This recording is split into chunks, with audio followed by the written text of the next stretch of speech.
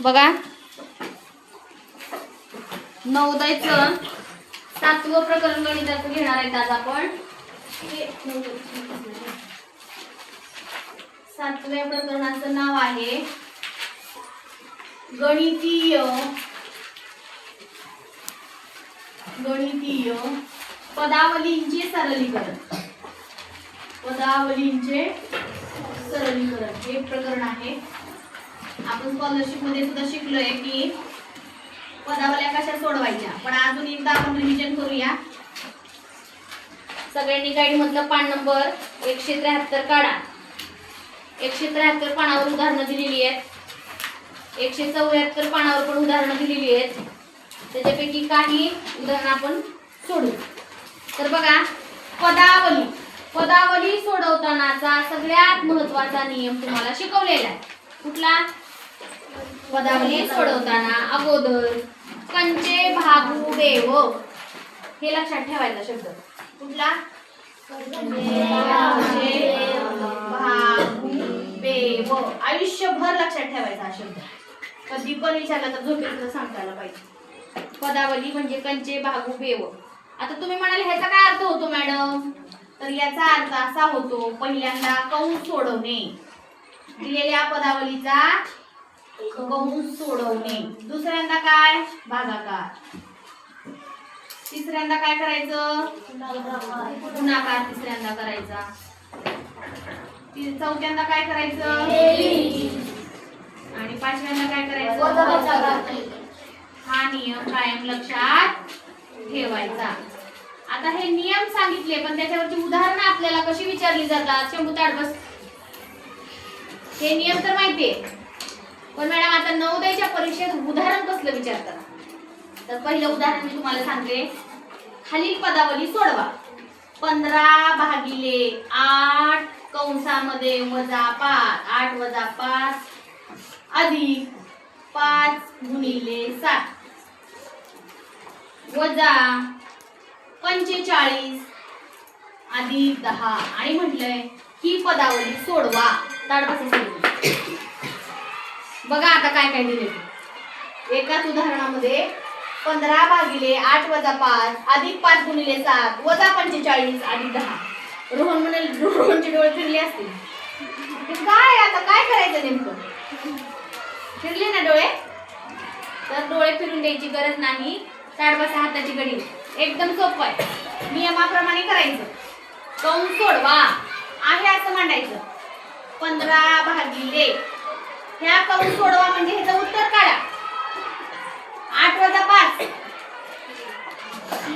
3 परत आहे असं लिहून टाका. अधिक 5 × 7 वजा 45 अधिक 10. दुसऱ्यांदा काय म्हटलं रे? ताडबसायचं लिहून नंतर घे. दुसऱ्यांदा काय म्हटलंय? भागाकार. कुठे भागाकार मग? 15/3 करून दाखव मला. 3×5 15. भागाकारचं उत्तर किती आलं? 5 आहे असं लिहून टाका. 5 × 7 वजा 45 अधिक 10. नंतर काय सांगितलं रे? गुणाकार. गुणाकार करा. आहे असं लिहून टाका. 5 अधिक 7 × 5 35 5 × 7 35. गुणाकार सोडवला. आहे असं लिहून टाका बाकीचं. 45 अधिक 10. परत काय सांगितलंय बाळांनो? बेरीज. कुठं आहे बेरीज? ठीक आहे, बेरीज करू आपण. 35 आणि 5 वजा 45 आणि 10. ठीक आहे, आता शेवटी वजाबाकी करा. 55 मधून 40 गेले. किती राहिले? 15. किती आले? पण आता इथं काय करावं लागते माहिती का? 40 वजा 45 आलते की नाही आपल्या इथं? 5 × 7 35. 5 अधिक 35 वजा 45 अधिक 10 आलते की नाही? तर इथं काय करायचं? जेव्हा मोठी संख्या पुढे लहान संख्या इकडे अलीकडे येते, तेव्हा आपण काय करायचं? थोडा क्रम बदलायचा. थोडा क्रम बदलायचा म्हणजे काय करायचं माहितीये का? 40 ला 40 तर लिहायचंच. त्या 40 ला 40 तर लिहायचंच. 35 आणि 5 किती? 40. ही बेरीज करायचीच. वजा 10 किती झाले होते? क्रम बदलायचं म्हणजे काय करायचं? हे आधीचं चिन्ह आहे ना, हे इथं आणायचं. म्हणजे हे इथं आणायचं चिन्ह, ते अधिक 10 करायचं इथं आणि वजा 45 करायचं. क्रम बदलायचा. का बदलायचा? कारण आपलं उत्तर चुकण्याची शक्यता आहे. बेरीज इथं पण आहे आणि इथं पण आहे ना, अधिक 10 आणि इथं पण अधिक आहे. 5 आणि 35 किती? 40. मग ते 40 ला हे अधिक 10 इथं मिसळायचे आणून इथं, म्हणजे इथं मोठी संख्या तयार होईल. 40 आणि 10 किती झाले मग? 50. आणि मग आता वजाबाकी करा. 50 मधून 45 गेले, किती आलं उत्तर? किती आलं? 5. म्हणजे एवढी मोठी पदावली होती. 1 2 3 4 5 6 संख्या दिल्या होत्या. त्याच्यात गुणाकार पण होता, भागाकार पण होता, वजाबाकी पण होती, बेरीज पण होती. आणि तुम्हाला म्हणतात सोडवा. किती जणांना येईल हे सोडवायला? समजलं आधी ती काय करायचं? ह्या क्रमाने जायचं, फक्त ह्या क्रमाने. फक्त थोडासा बदल काय होता? इथं होता बदल. हे अधिक 10 आहे ना, फक्त क्रम बदलून अधिक 10 इथं घेण्यापेक्षा इकडे घेतलं. 35 आणि 40 मध्ये हे अधिक 10 मिसळले. मग इथं किती झाले? 50. आणि पुढचे 45 हाय असे वजा 45 राहिले. मग 50 मधून 45 गेले, उत्तर आलं पदावलीचं 5. अशाच पद्धतीची उदाहरणं तुम्हाला पदावली या प्रकरणामध्ये नवोदयला विचारली जाणार आहे. बघा अजून एखादं उदाहरण समजून सांगते म्हणजे तुमच्या लक्षात येईल. हा बघा, एक उदाहरण अजून पण इथं सोडून देते. इथे बघूया दुसरं उदाहरण घेऊ आपण. नमुना प्रश्नातला पहिला प्रश्न काढा सगळ्यांनी. तो कसा पदावलीचा सोडवलाय बघू. बघा 15 वजा 15 काढा सगळे भागिले 15 आणि काय म्हणले? गुणिले 6. मग आपला नियम काय रे पदावली सोडवायचा? कंस सोडवा. कंस आहे का ह्याच्यामध्ये? नाही. मग दुसऱ्यांदा काय आहे? भागाकार कुठे आहे? इथं आहे, तो सोडवा. म्हणजे 15 वजा हे असं लिहायचं आणि ह्याचं उत्तर काढायचं. 15 भागिले 15 किती उत्तर येते?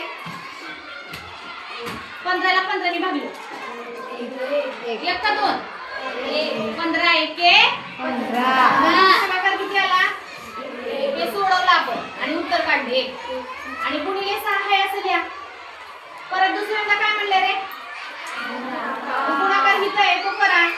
15 वजा 6 1 नंतर काय म्हणले? बेरीज करा. पण बेरीज आहे का याच्यात? नाही. पुढे चला. पुढे काय आहे? वजाबाकी. तो 15 तून 6 गेले, किती उरले? कसं सोडवलं याचं उत्तर कळलं? हे म्हणतात पदावलीची उदाहरणं. अशाच पद्धतीची उदाहरणं नवोदयला तुम्हाला विचारली जाणार आहे. इतकंच काम करायचं आणि मगच उत्तर काढायचं. त्याच्याशिवाय काढायचं डायरेक्ट ना 2 लाच गोल कर, मनाने 3 लाच गोल कर, मनाने 4 ला गोल कर, तसं करायचं नाही. मग ह्या प्रश्नाचे पर्याय वाचा बरं. काय काय दिले तुम्हाला? हे जे पर्याय वाचा. 6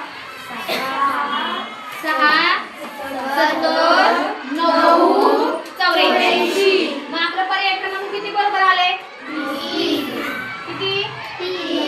3 पर्याय क्रमांक बरोबर आहे. म्हणून आपण 3 ला गोल रंगवणार आहोत. समजलंय पदावलीचं? चला लिहून घ्या वहीमध्ये आणि घरचा अभ्यास बघा. सगळ्यांनी गाईड काढा. 7.1 सगळ्यांनी इथे लक्ष द्या. 7.1 7.2 हे तुम्ही उद्या येताना लिहून आणायचं. जास्तीचा अभ्यास. जे प्रश्न तुम्ही इथले सगळे गोल रंगवून टाकायचे कसं काम करून इथपर्यंत. जे प्रश्न येणार नाही ते आपण वर्गात फळ्यावर घेऊ. ठीक आहे?